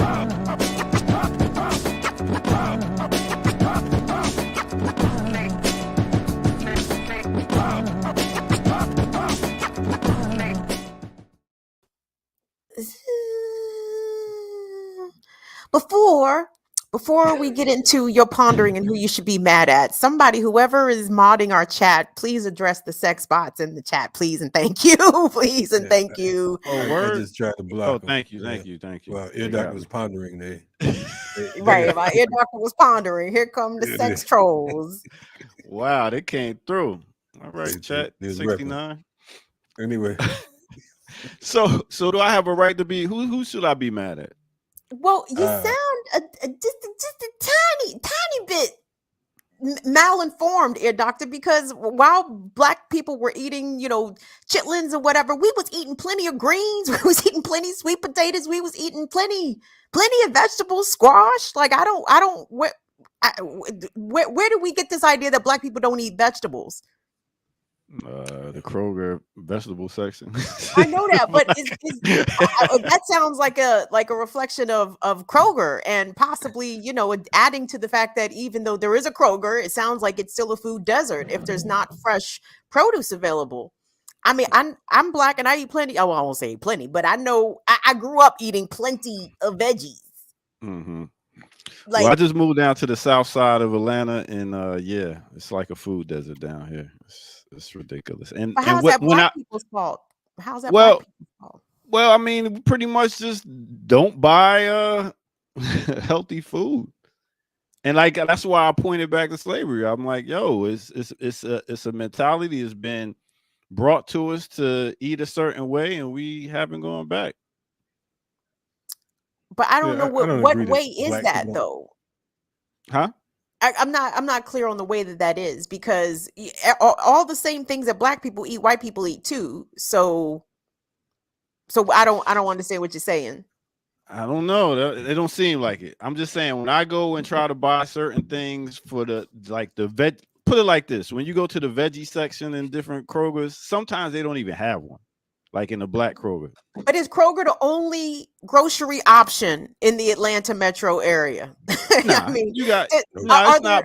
But when it comes to like in certain neighborhoods, it's always going to be a Kroger. Like it's always going to be a Walmart, stuff like that. So yeah, it's just that, and I just get pissed every time I go. I can't get what I want to get because I got to go to a white Kroger to get the healthy foods I want to get. What about the farmers markets? I mean, there's no farmers markets. They do. They got farmers market. They're just far as hell. I was going to say that too. Not only the farmers market, we have about damn near a dozen or more black farms here in the Atlanta area. You know what I'm saying? So, I mean, there's gardens everywhere. So the thing is, I don't think that we should be mad because you can't support a business that wasn't for you or by you. You know what I mean? That's more of an incentive to say, look, I'm gonna go put some seeds in the dirt. You know what I mean? I'm gonna go support this farmer over here. I mean, even with FTP and even CNB, we all have own gardens and areas that we can actually get vegetables from. So, you know, really, you know, F Kroger. Yeah. And I think if anything, if we're gonna talk about, I don't buy the Black folks don't eat healthy bit. I don't really understand that, because I know a whole lot of Black folks, including us, that eat healthy. So I think we have to smash that stereotype first, and then say, okay, boom, if these particular stores don't sell what it is we're looking for, do like we used to do as an organization. We would go to the farms, buy fruit and vegetables, and take them to the community, take them to the hood. You know what I mean? So if you can't set up a shop there, I mean, you see the watermelon man all the time with watermelon in the back of his car, and vegetables in the back of their trucks. So we got to be creative, man. So, I mean, you know, I don't know. So to answer your question coming from me, that's what I would say. Yeah, I think the main point I was getting to is support your local farmers and support your local Black businesses and F Kroger. So with that said, appreciate y'all. Thanks for helping me out on that. I'll catch y'all next time. Peace. All right. You just heard Ear Doctor's Pondering. Now back to you, Kim. Thank you so much for that, Kalonji. Shout out to all the remixers. We appreciate y'all's support and y'all's commentary. Also very much in the chat. Big up. Yeah, we appreciate the likes, thumbs up, etc. Join us tomorrow. It's gonna be Dr. Gerard Ball's birthday. Okay. The petty grows wiser and the year older. Player hater number one. That's right. So, the original player hater. Nasty. Right. I'm Definitely Buck Nasty. So the best hater of them all. I don't know. I'm trying to think. We might need to do a BPM Haters Award and see who the top hater is. I'm nominating Jared. So I don't know. I don't know. Either Jared or Kamal. I was about to say that may be one of them fights to the death right there. I don't know who's a bigger hater. I'm taking myself out of the equation. Yeah, I don't deny that I'm a hater, but I'm small time compared to those giants of hating. I don't stand a chance. I don't stand a chance against them gentlemen. Titans in their field of hating. Yes. Man, they light-skinned privilege haters. Woo. You know what I'm saying? You know this. Woo. How that go? Shout out to all the haters out there. Light-skinned privilege, 2% Black, all y'all. Hey, stand up. Stand up. Represent. Anyway, yeah, so tomorrow's definitely Jared's birthday. So, you know, shout out to him. Al Unique said Kamal wins hand down. I'd have to say so. Kamal is elite level hating. So so he's the hater, and then Jared's petty. So they got their 2 awards. Sound fair? Their respective disciplines. Yes, I would agree. I would agree. They are experts in those respective fields. So I don't see nothing wrong with that. Unite the light, alt light. Anyway, enough of that. Anyway, who said that? don't mind me. I'm just. That was you. You said that you came up with that, Kalonji. Yeah, I'm rather unique. Gold. Anyway, gold. Not unite the light. I'm gonna get banned from the channel now. Yeah.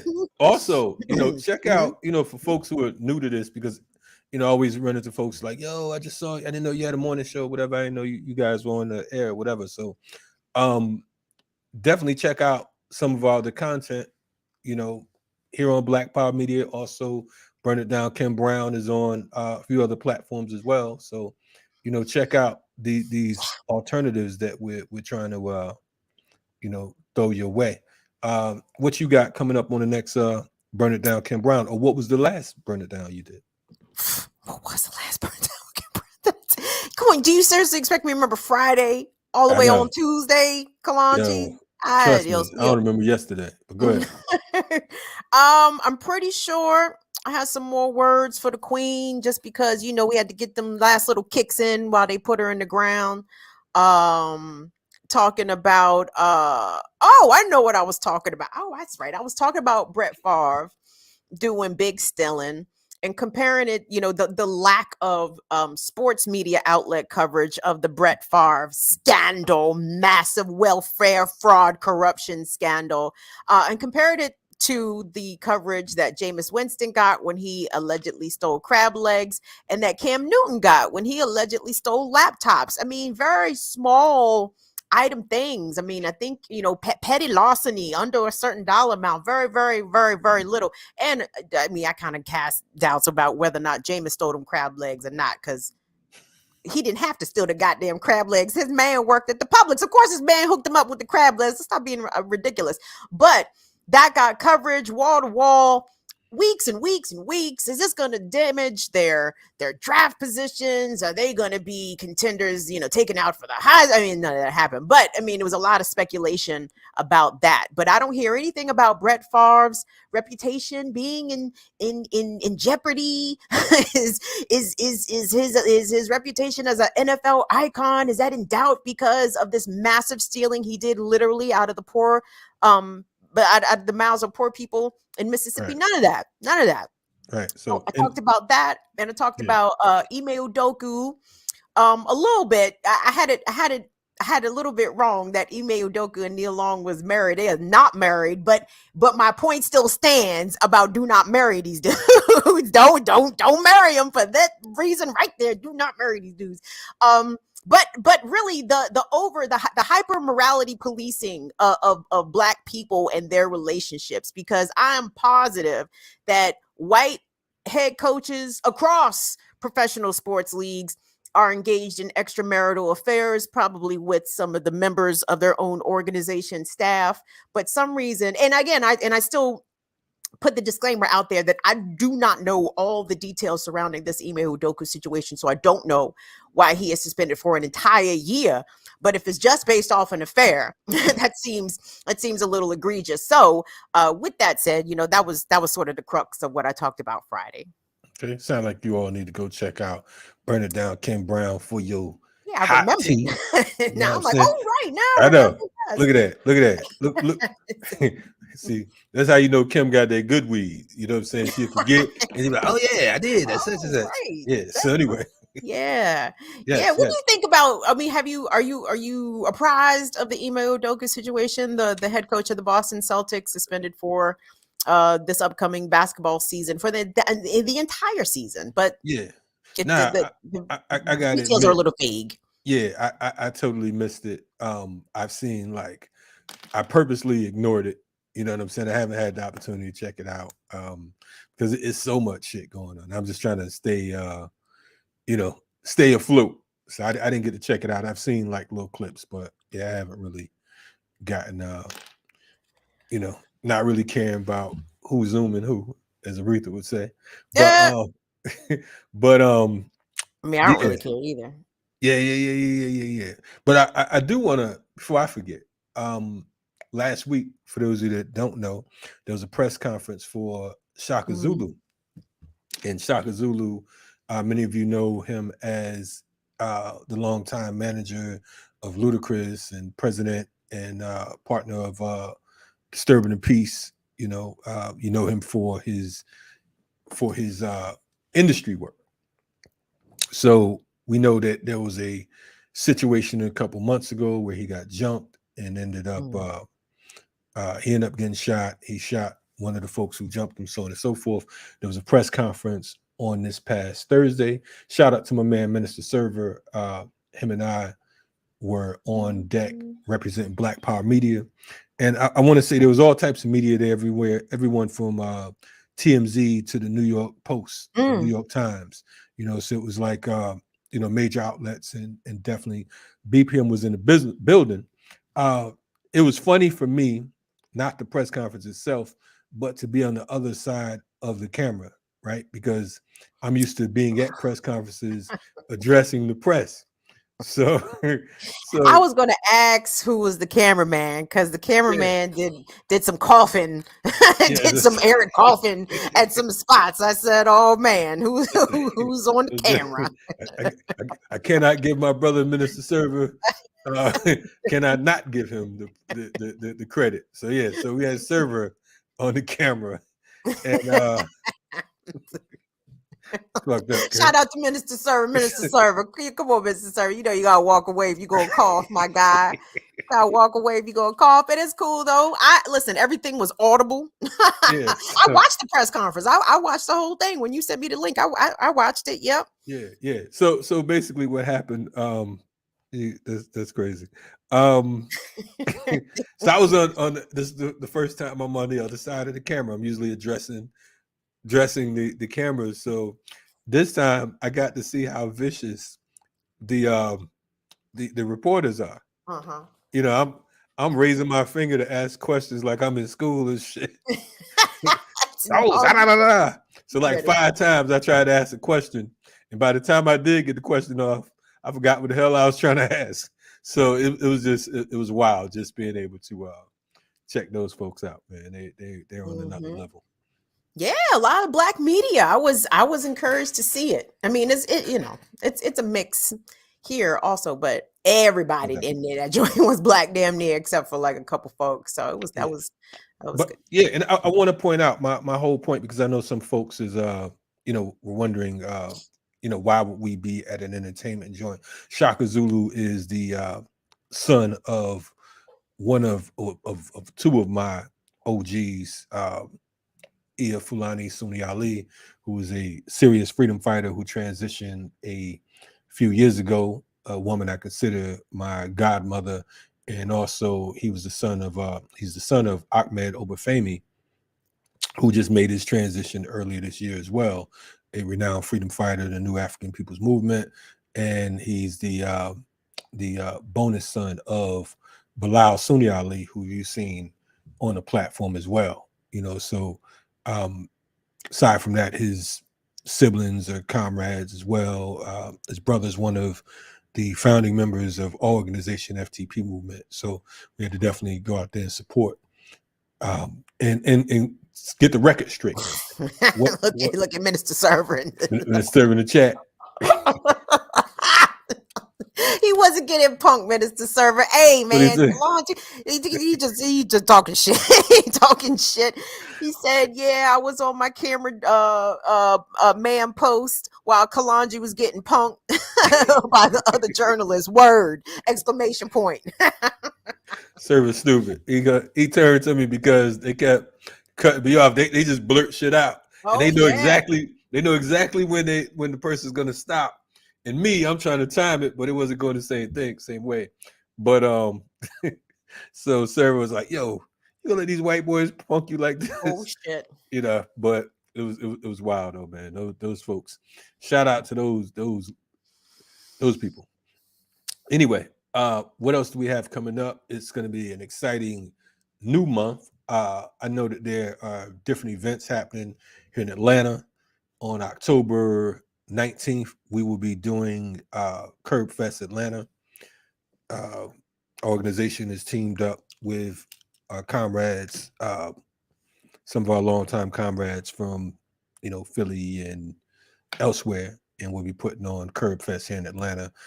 For those of you who know about our work as far as FTP movement, there are a couple different major events that we usually do. One is Poets for Political Prisoners, and the other is Crew Love. With Poets for Political Prisoners, we would have different freedom fighters and poets and other artists come through and educate folks on what's happening with that. So we decided, I saw what was going on with Curb Fest. I'm like, okay, let us, help spread that particular program. And so on October 19th here in Atlanta, we'll be doing Curb Fest. There are a number of different other programs that will be happening. We have some things going on with Friends of the Congo. You have Congo Week coming up. Aside from that, there are also on the 19th, they have the National Demo Love Not Fear. I think I'm messing it up, the name, but anyway, for Mumia. That'll be taking place in 40 cities as well. That'll happen to be on the same date as the Curb Fest we're doing here in Atlanta. You know, so look for a lot of creative resistance, because that's one of the things that we like to do in regards to pushing the info out. We have to be creative with our resistance. We have to use different methods in order to reach the masses, and not just the same old, you know, did you know such and such happened on June 13th, 1992? You know what I'm saying? We got to be able to get folks interested in it, not in the way that where they're being beat into it, but where they are, you know, genuinely interested in making this a way of life. You know, because that's what true organizing is. True organizing is absolutely a way of life. It's not, you know, you just join an organization and you go to some meetings and you go home and you come back and you do some work in the community and you go back. It is a way of life.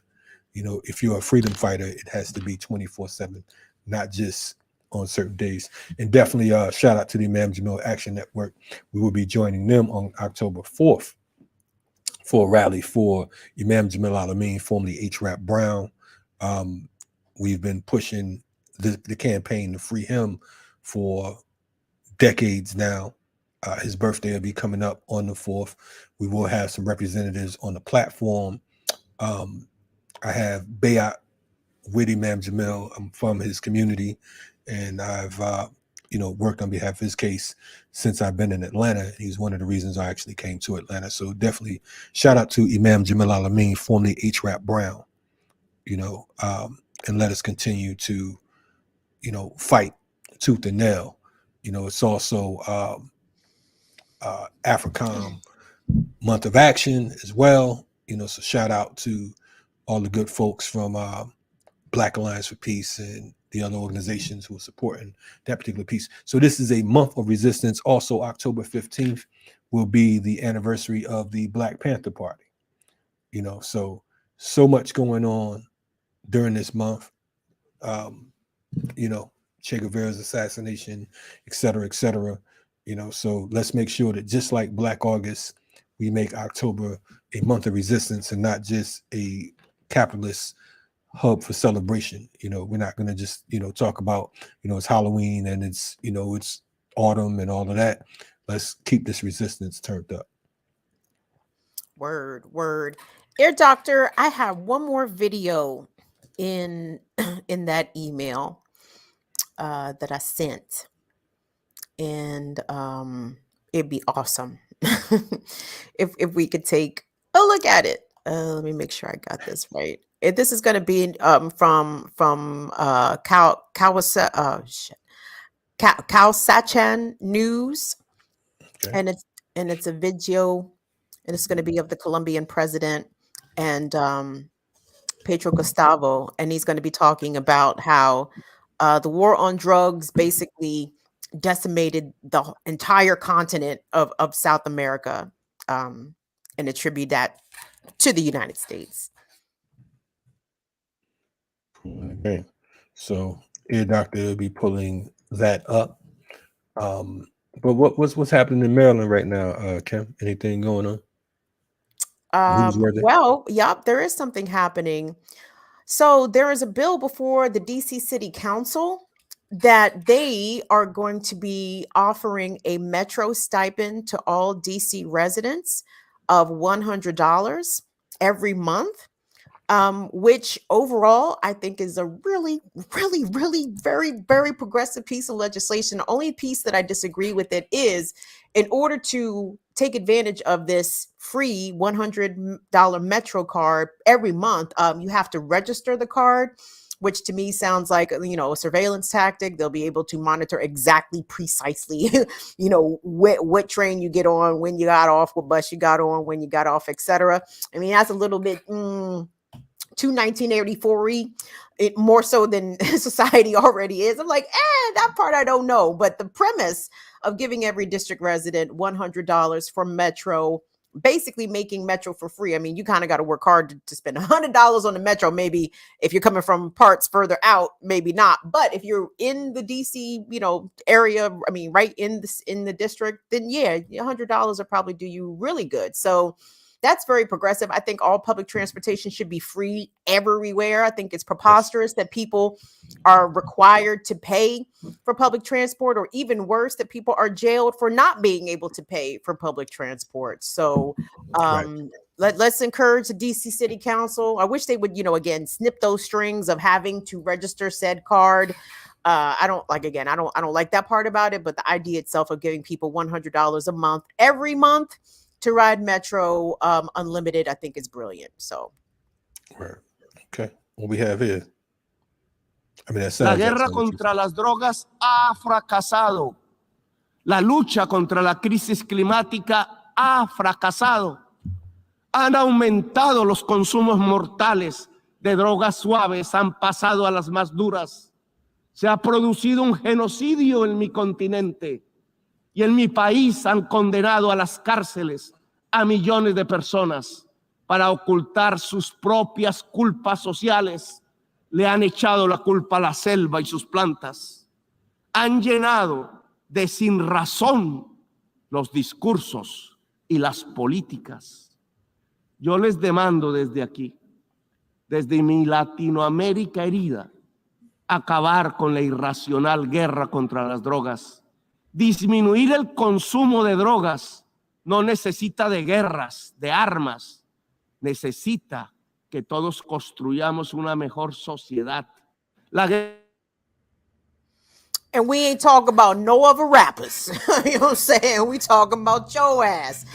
President Gustavo talking right about Joe Biden and Los Estados Unidos. We ain't talking about nobody else, dog. We're talking right about you.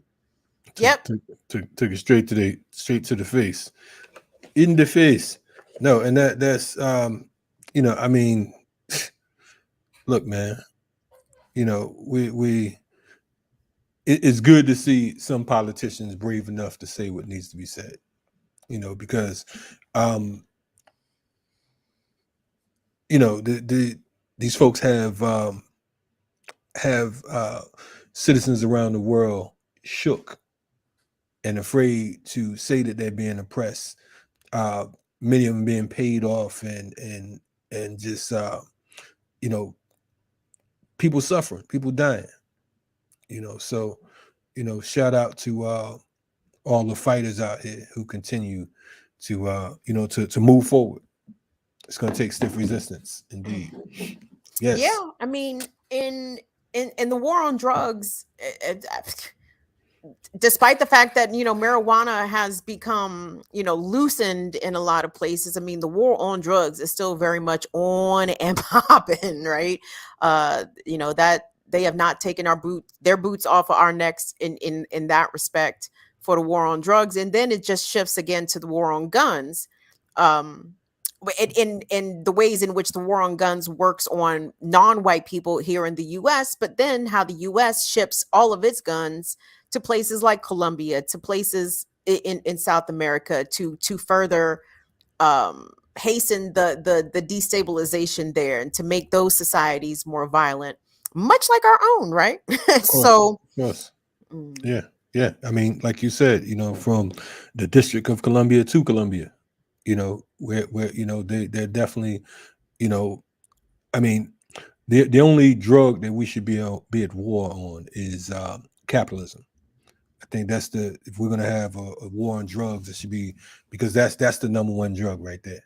You know what I'm saying? That's the particular drug that causes more damage, more harm, more overdoses, more deaths than any other drug on the planet. You know what I'm saying? That's the root cause. So if we're going to have a war on drugs, we need a war on capitalism in order for it to be a legit war. Because if not, we're just putting a Band-Aid on a harpoon wound, and it's not gonna hold well. Yo, we need to reach out to Jacqueline Lupon and see if Jackie got a few minutes for us sometime this week, because I want someone to come on and talk about this election in Italy, because I'm worried. I'm concerned about African folks in Italy. Not to say that they had a good prior to whoever this latest fascist is to be elected. But when the more emboldened fascists get into power, I worry more about African folks in these hostile places. And by the way, America is a hostile place too, just in case someone was not clear about that. So anybody got some ideas for somebody who can give us some good perspective on Italy? There's a brother out there. He's a hip hop journalist. I need to reach out to him for sure. He actually interviewed me maybe about 10 years ago or so. And he's interviewed a number of different members of the Black Panther Party, so on and so forth. He's a serious cat. He interviewed me around Black August. In fact, he gave me outside of, I would say, the San Francisco Bayview, the first international, my first international interview around Black August. You know what I mean? And he was, it was cool because, I'm looking at it, I'm like, wow, this is, an Italian hip hop magazine. But it was, it was interesting to see this brother right here who knew about Black August back in about 2006-07. And there was folks here who, never heard of it. But here it is, this cat in Italy, he was on it, and he still is. So definitely, I'm going to see if we can get him on here to talk about what's going on there politically. I think that'd be that's a real good point, Kim. Absolutely. Or suggestion. Yeah. But I also want to point out too, because I see folks in the chat talking about us doing journalism classes and all that, or internships, what have you. Yes, these are things that we would we very much would like to bring to the table. One of the things I know we're looking to do in the near future is actually having street reporters. We will have brothers and sisters on the streets in different cities, talking to the community, going out into the community, reporting straight from, instead of just having everybody on this, come through the StreamYard situation. We have you come right through, you get to talk to folks right in the neighborhood, right in the community. And that's one of the things we were attempting with the press conference. So we'll be look for more press conferences, look for more, live in your face type pieces, because we need to fill the posts of the people. Because I think that sometimes, to a degree, to an extent, of course, we've had all types of different folks on here, but it seems more scripted when you're just sitting down in front of, a camera, opposed to being out in the action and moving with the rhythm. So in order for us to do that, though, we need you all to support us. So go to Patreon, blackpowermedia.org. Check out our Patreon. We also have we now have, what's that, Vimeo, what's it called? I'm feeling like one of these other old cats. I don't use it. PayPal, and Cash App, all that. But go to blackpowermedia.org and support what it is we're doing. But definitely, we want to build this as a movement, not just a situation where you come on our YouTube channel. We want to eventually be able to come on your screens in your home or whatever the situation is. So we have some big ideas, but we need that bread in order to make it happen. What do we got to do to get a Roku channel? I'm glad. You know what? I'm glad that you're saying that, because I suggested that a year and a half ago. So perhaps it might sound better when you say it. V, I see your super chat. Listen, people gotta respond. Like I'm not gonna put nobody on Front Street, but I mean, I've reached out to more than two organizations that represent Haiti, and people don't. But let me say, they don't get back to me. Maybe they'll get back to Kalonji or Jared, or maybe one of the other more respectable members of the collective. Maybe I am the one that I'm not getting a response. But I mean, some of the shit, y'all, we try, like we do try to be reaching out to people, and either people just be busy, or maybe 8 a.m. doesn't work for them. I can't speculate about the reasons, but we do try to get folks to come and speak specifically about the thing. And as much as they're able to, they do. We will have some folks speaking on Haiti in the next day or so to definitely give us a more updated on the ground type response. But definitely I'm thinking in the next 24 hours. So look for that tomorrow. We like to answer the people's demands. And yes, you know, to your point on the Roku channel, we will be pursuing that as well. You know, we're looking to broaden our horizons. But again, we need the continued support of us because, yes, we need to talk about Haiti.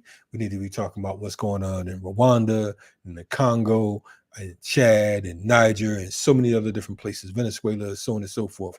So, you know, help us to make that happen. You know what I'm saying? You ask for it, we'll answer your demand as long as we could. Word. So everybody, you can tell it's me, Kalonji, and the ear doctor today. Shout out to the absent members of the group, Kamal, Gerard, Sister Jackie. I had a chance to be on Jackie's show last week. Jackie sounded lovely and strong and kicking ass and taking names still. But don't forget, Sis Jackie is out here looking for a kidney. So if you could follow her on @LukeMonNation on Twitter, she's got her information posted there about if you're interested and or available to potentially be an organ donor for Jackie. Go seek out that information and figure out how you can be part of that. No doubt. Yeah, and Jackie's still putting in that work. I was just on her show on Friday, I think you was on there as well last week, Kim? Yeah, last week. Mm-hmm. Okay. So yeah, so definitely Jackie's a G. So make sure you support our sister because she's one of the people that helped to make this thing light up the way it is. So so definitely shout out to Jackie. And I feel like there's at least 30 regular viewers who are also on break. now that Jackie is on her break for the Remix Morning Show, at least 35 of y'all said, you know what? Notify me when Jackie comes back. Because we was tipping that 250 strong, regular strong, to 275, hither and thither. Now we done fell damn near all the way off. And I can only attribute it to the fact that Jacqueline is not with us as regularly as she once was. We're gonna make it happen tomorrow. We're gonna hit 300 on tomorrow. Hey, let's do it. We got it. Anyway, I think the ear doctor is out of space somewhere. Yeah, I got something to show y'all real quick. It's about a policeman and a woman on a railroad crossing, and the train that hit the car with the woman still inside it. So, this is the update. This is the update on the Kim Brown show on Burn It Down with Kim Brown. I did Cops Ain't Shit Colorado version, and this was one of my stories. There's audio to this too. Where's the audio?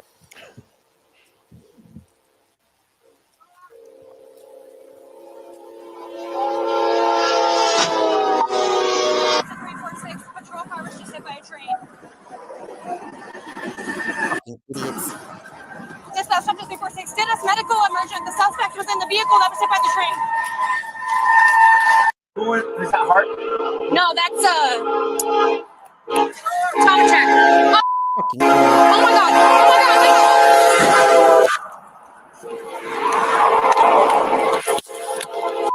Move your car. Stay back. So, very disturbing video there coming out of Colorado. And I have an update on this story. So the person that was in the vehicle was a 20-year-old woman. She was in police custody. They held her under suspicion of felony menacing, allegedly. All this is fucking police cop, propaganda cop speak. So take it of that what you will. But allegedly she was in custody for felony menacing in connection to a road rage incident. And these dumb motherfuckers put her cuffed in the back seat of the patrol car and parked the fucking car on the railroad tracks and didn't even think to move the fucking car as a train was coming. So she suffered 9 broken ribs. She suffered broken leg. She had a head injury and she lost several teeth, and she was obviously hospitalized in critical condition. From the reports that I saw, she's expected to live, but she is still facing that felony menacing charge, which is some fucking bullshit. And I hope she and her lawyers sue the fuck out of these cops for all kinds of negligence, for all kinds of willful disregard, of potential of severe bodily injury. I mean, that is just obscene, and it's not a coincidence. This lady is a Latina. You know, they weren't going to do white lady like that. So she was a Latina for sure. I mean, you know, I wasn't ready for that story. Let me just start with that. You know, I wasn't even familiar with the case. Wasn't familiar with the situation, and it just happened. You know what I'm saying? And to sit here and witness that, first of all, you know, we're grateful that, you know, that she survived. Let's just say that. You know, I'm sure the injuries are serious, but, you know, these diabolical bastards, when has it, first of all, even been legal to park on the damn train tracks? Never in the history of ever, never. I mean, that doesn't even sound realistic. And then this piece of shit cop, she says the patrol car has been hit by a train. Oh my God. Not there's a woman in the car and it was hit by the train. She sounds like, you know, well, it was my car and everything's all good, but my car's messed up. The patrol car meant more to her than this human in the back seat of the car that she handcuffed and they put in the back in the car and left the car on the train tracks. Left the car while on the train. the train is coming. I mean, I don't even understand, like, you know, is this stupidity or is it just the police? There was another video from inside of the patrol car, and you hear the woman who's in the car, like freaking out, like, oh my God, the train is coming. Oh my God, are they going to come get me? Oh my God. I mean, and then like listening to her perspective, I was scared shitless just listening to her. You know what I'm saying? And I knew that she survived it, but just trying to put myself in her shoes, you are helpless. You are in police custody. You cannot take any sort of actions to save yourself, and we got to rely on Barney Fife, blonde Barney Fife to come. I mean, this is the craziest shit. I mean, it's like, you know, there's no lawsuit that can suffice this. This is when these motherfuckers need to be taken out in front of a firing squad, or at the very least, put their ass in a police car and let the train hit their ass and see how that works. You know what I'm saying? That to me, that would be more justice than just, you know, a lawsuit, or you paid the doctor's bill. And you talking about charging this woman for felony menacing. Yep. The police should be charged with felony menacing. Thank you. I mean, that's torture. I mean, first of all, just even seeing the train coming, you know, and you're near the train is a problem. I mean, this shit is like, man. But Kalonji, you know, had this woman had died from her injuries, you think they would have charged the officers with anything? No, why? Right. I don't think so either. The police. You know what I'm saying? They're not going to get charged with this. There'll be no reprimanding. There'll be no you know, if they get suspended, it'd be with pay. They didn't know the tracks were there. Oh my God. I mean, they couldn't have known the tracks was there. I mean, like, who would park on train tracks? I mean, you know what I'm saying? I mean, shit, a 3-year-old on a bike would know better than that bullshit. I mean, like, come on, man. Like, come on, are you out of your mind? I mean, this is like that. I mean, these motherfuckers right here are amazing, you know. And I don't even, like I said, I'm not buying that was an accident, man. I don't believe that. Not when you hear the train coming and the car is parked there. I mean, like, what the hell are you doing that you don't see that you're on a train track? And you so happen to not be in the car when it goes down. You smart enough to make sure that you are not in the vehicle parked on the train tracks. Right. But show utter disregard for the other person that is and cannot get themselves out of the car. I think the camera needs to there needs to be an investigation of the entire pullover, the entire stop. You know, what happened, what transpired, the whole nine, and let's see if they actually have footage, you know, going back to the beginnings of it, because I mean, you know, this shit is wild. You know, check out the recent episode of Burn It Down with Kim Brown, The Cops Ain't Shit, Colorado edition. That story was featured along with a couple other stories from Colorado of cops generally not being shit. Burn It Down with Kim Brown. Go over there and subscribe. I see why why weed is legal in Colorado. These motherfuckers is crazy.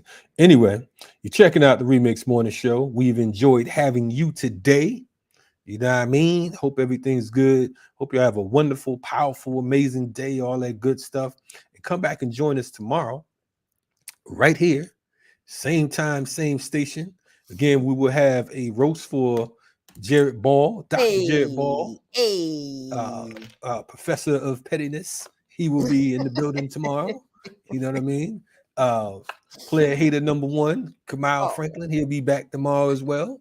You know what I'm saying? And you'll see Burn It Down, Kim Brown. And hey, I might even pop back up tomorrow. Just because. Come on now. We're gonna roast Jared. Is Jared aware of this roast, Kalonji?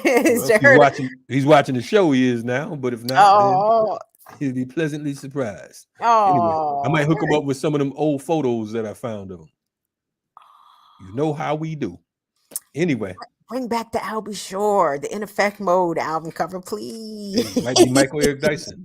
But anyway, salute. I like it better as I'll Be Sure. That fits a little better, but yeah. Yes, I'll be. Anyway, y'all be safe out there. We'll check y'all tomorrow. Remix Morning Show, Black Power Meter. We out. Burn It Down with Kim Brown tonight, 7 p.m. See y'all.